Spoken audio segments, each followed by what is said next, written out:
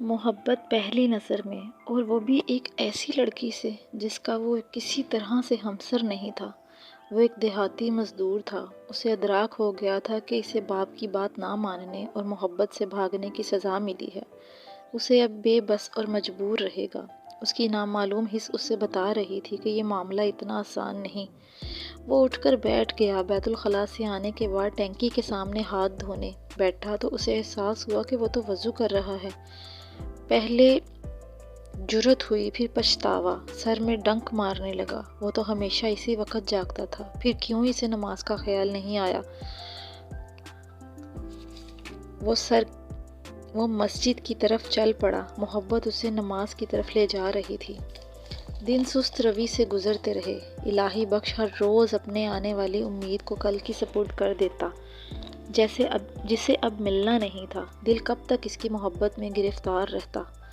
اب تک آنکھوں میں اس کی جھلک کے عکس کو بچا سکے گا، مگر معاملہ برعکس تھا۔ محبت کی دیوانگی ہر روز بڑھتی جا رہی تھی، عکس آنکھوں میں گہرا ہوتا جا رہا تھا۔ 2 مہینے اسی طرح گزر گئے۔ اسے احساس تھا کہ وہ خود بدل گیا ہے، اس کے معمول بدل گئے ہیں۔ مزدوروں کی ٹولی نے بھی اس میں تبدیلی محسوس کی تھی۔ اس لڑکی کے دید کو 3 ماہ گزرے تو الہی بخش نے شکست تسلیم کر لی۔ تسلیم کے بعد سپردگی کا مرحلہ آیا۔ اس نے خود کو اس محبت کے سپرد کر دیا۔ اس کے ہاتھ ہی اس کی تنک مزاجی رخصت ہو گئی۔ اس کی آنکھوں کی چمک بہت بڑھ گئی تھی۔ اسے اس سے آنکھ ملا کر بات کرنا اب آسان نہیں تھا۔ یہ اور بات تھی کہ وہ آنکھ اٹھا کر بات کرتا بہت کم تھا۔ سب سے زیادہ مزدور طبقہ اس کی تبدیلیوں سے حیران ہوا تھا۔ آنکھیں جھکا کر بازار کی رونق سے لطف اندوز ہونے والا الہی بخش اب آنکھیں اٹھا کر ہر چہرے کو غور سے دیکھتا اور نظروں سے ٹٹولتا صاف معلوم ہوتا تھا، جیسے اسے کسی خاص چہرے کی تلاش ہو۔ وہ ہر عورت، ہر لڑکی کو دیکھتا۔ اس کی آنکھوں میں معصومیت اور بے نام تجسس کے سوا کچھ نہ ہوتا۔ مزدور بہت پریشان تھے۔ نثار نے تو کہہ دیا تھا کہ یہ ساری علامات عشق کی ہی ہیں۔ الہی بخش کو اندازہ ہی نہیں تھا کہ سب لوگ اس کے بارے میں کتنے پریشان ہو رہے ہیں۔ اسے پتہ کیا چلتا، وہ تو سرشاری کی عجیب سی کیفیت میں تھا۔ اب تو اس کے دل میں ابا کی بات کا خوف بھی نہیں تھا۔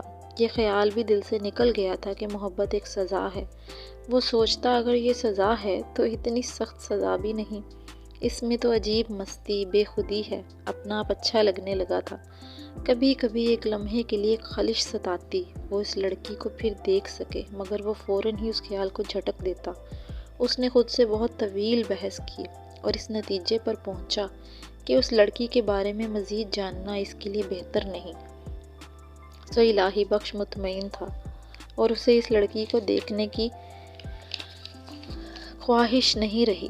اسے یہ احساس بھی نہیں تھا کہ دل غیر شعوری طور پر اس لڑکی کی جستجو کر رہا تھا۔ خود کو سمجھانا دنیا کے مشکل ترین کاموں میں سے ایک ہے۔ بعض اوقات آدمی کو برسوں پتہ ہی نہیں چلتا کہ وہ چاہتا کیا ہے۔ الہی بخش خود ساختہ سوالات سے بہت پریشان تھا کہ وہ اس لڑکی سے ملنا کیوں چاہتا ہے۔ پھر جواب آیا کہ وہ بس جاننا چاہتا ہے کہ وہ ہے کون، بس، اور کوئی بات نہیں۔ لیکن اس نے لاشعوری کی کرشمہ کاری ابھی دیکھی نہیں تھی۔ اس کی بے اعتباری اپنی جگہ رہی۔ پھر دھندلی سی ایک بات اس کی سمجھ میں آئی، وہ یہ کہ جو محبت وہ کر رہا ہے وہ کوئی سزا تو نہ ہوئی۔ محبت کے کچھ دکھ بھی ہوتے ہوں گے، وہ یہ محسوس کر سکتا تھا اور اس کے لیے دکھوں کا سامان ہو رہا تھا۔ رد عمل کے طور پر وہ گھبرا گیا۔ اسے احساس ہونے لگا کہ وہ تقدیر کے ہاتھوں کھلونا بن گیا ہے۔ اب دکھ ملنے ہیں تو دکھ ہی سہی، اس نے خود کلامی کی۔ الہی بخش یہ سوچ کر خوش تھا کہ اس لڑکی کے ملنے کا کوئی امکان نہیں تھا۔ وہ سامنے بھی آ جائے تو اسے نہیں پہچان سکے گا۔ محبت کی حد تک تو ٹھیک تھا، لیکن جستجو تو دیوانگی ہے اور دیوانگی بہت تکلیف دیتی ہے۔ پھر ایک دن وہ چہرہ اسے سچ مچ نظر آ گیا۔ یہ پہلی نظر سے تقریباً 8 ماہ بعد کی بات ہے۔ الہی بخش نے نظر اٹھائی اور اس کی سانسیں رکنے لگی۔ دل کی تال میں سے 2-4 دھڑکنیں تو یقیناً غائب ہو گئی ہوں گی۔ وہ چند فٹ آگے سامنے کھڑی تھی۔ اس کے ساتھ اس کی ہم عمر ایک اور لڑکی تھی۔ پہلے وہ کسی بھی حسین لڑکی کو دیکھتا تو یقیناً اور بے یقینی کسی کیفیت میں دل اور دماغ آپس میں لڑنے لگتے، یعنی ایسے موقعوں پر اس کے اندر 2 مختلف یقین ہوتے تھے۔ وہ ان کے درمیان ڈولتا رہتا تھا، مگر اس بار اسے دیکھتے ہی اس کا دل سینے میں ناچنے لگا۔ یہ وہی تھی، وہی آنکھیں، وہی پیشانی، وہی رخسار، وہی ہونٹ اور وہی بال۔ وہ سانسیں روکے اسے دیکھتا رہا، جیسے وہ رنگوں کی بنی کوئی گڑیا ہو جو سانسوں کی گرمی سے فضا میں تحلیل ہو جائے گی۔ لڑکی نے اپنی ساتھی سے کہا، میں ٹھیک کہہ رہی ہوں نائلہ، شام کو آنا شاپنگ کے لیے، اتنی گرمی میں ٹھیک سے کچھ لے بھی نہیں سکو گی۔ یہ وہ آواز تھی جو 200 سے زائد دنوں سے اس کے کانوں میں رس گھول رہی تھی۔ اس آواز کو وہ 2 لاکھوں میں بھی پہچان سکتا تھا۔ ٹھیک ہے سعدی، دوسری لڑکی نے کہا۔ سعدی، الہی بخش نے سوچا، سعدی یہ کیا نام ہوا بھلا؟ پھر بھی یہ نام اسے اچھا لگا، اس کی طرح مختلف اور اونچا۔ اسی لمحے لڑکی نے اس کی طرف دیکھا، دونوں کی نظریں ملیں، دونوں کا تاثر بے حد مختلف تھا۔ ایک طرف وارفتگی اور محبت تھی، دوسری طرف کچھ بھی نہیں، وہ محض ایک پل کی بات تھی۔ لڑکی پلٹی اور اپنی سہیلی کے وہ پل الہی بخش کو اداس کر گیا۔ اس پل نے ہر چیز کا، ہر بات کا یقین کر دیا تھا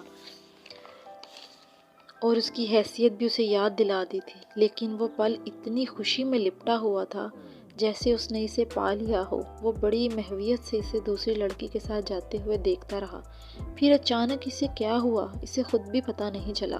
اس کے قدم خود بخود اٹھ رہے تھے۔ دیر تک اس کی سمجھ میں نہیں آیا کہ وہ کیا کر رہا ہے اور کیوں کر رہا ہے۔ معلوم تھا تو اتنا کہ وہ چل رہا ہے۔ خاصی دور جا کر بات سمجھ میں آئی، اور جب آئی تو جسم سے پسینے پھوٹ نکلے۔ وہ تصور بھی نہیں کر سکتا تھا کہ زندگی میں وہ کبھی کسی لڑکی کا تعاقب کرے گا، لیکن ایسا ہو رہا تھا۔ اس بات کا احساس ہوتے وہ چور بن کر رہ گیا، لیکن اس کے باوجود اس کے قدم نہیں رکے، کیونکہ اس کی باغ دوڑ کسی اور کے ہاتھوں میں تھی۔ وہ اندر ہی اندر خوف سے لرزتا رہا۔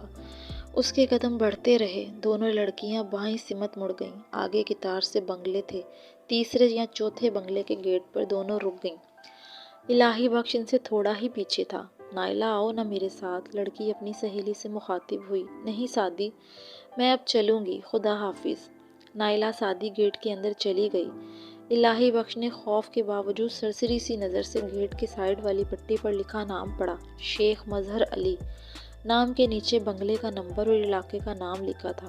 الہی بخش کا دل اتنی زور سے دھڑکا کہ جیسے اسے کوئی خزانہ مل گیا ہو، ایسی کوئی نعمت جو شاید ہی کبھی کسی کو ملی ہو۔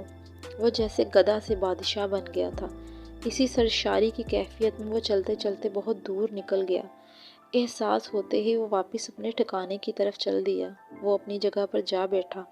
وہاں کسی نے اس کی غیر موجودگی کو محسوس نہیں کیا تھا، پھر بھی وہ کافی دیر چور سا بنا بیٹھا رہا۔ وہ اپنی جگہ بیٹھا تصور میں کھویا رہا۔ اس بار اس کے تصور میں کھونے کا لطف ہی کچھ اور تھا۔ وہ جیتی جاگتی تصویر تھی کہ ہاتھ بڑھاؤ اور چھو لو، اور وہ پیارا سا منفرد سا نام سعدی، اور وہ بنگلہ کتنا خوبصورت اور بڑا ہوگا۔ اپنی سوچوں میں اسے احساس ہی نہیں ہوا کہ کھانے کا وقت گزر چکا ہے۔ شام ہوئی اور روز کی طرح بازار آوازوں سے بھر گیا۔ سینڈلوں کی کھٹ کھٹ، بچوں کی ضد کرتی آوازیں، قدموں کی چابیں، یہ سب آوازیں آج اسے اچھی نہیں لگ رہی تھی۔ اس کے تصور میں خلل پڑ رہا تھا۔ یہ رونق جو اسے اچھی لگتی تھی، اب وہی رونق اسے ابتری معلوم ہو رہی تھی۔ اس کا جی چاہا کانوں میں انگلیاں ٹھونس لے۔ اسے خلوت کی ضرورت تھی، اور خلوت تو اسے صرف اپنے گھر بند کمرے میں ہی مل سکتی تھی۔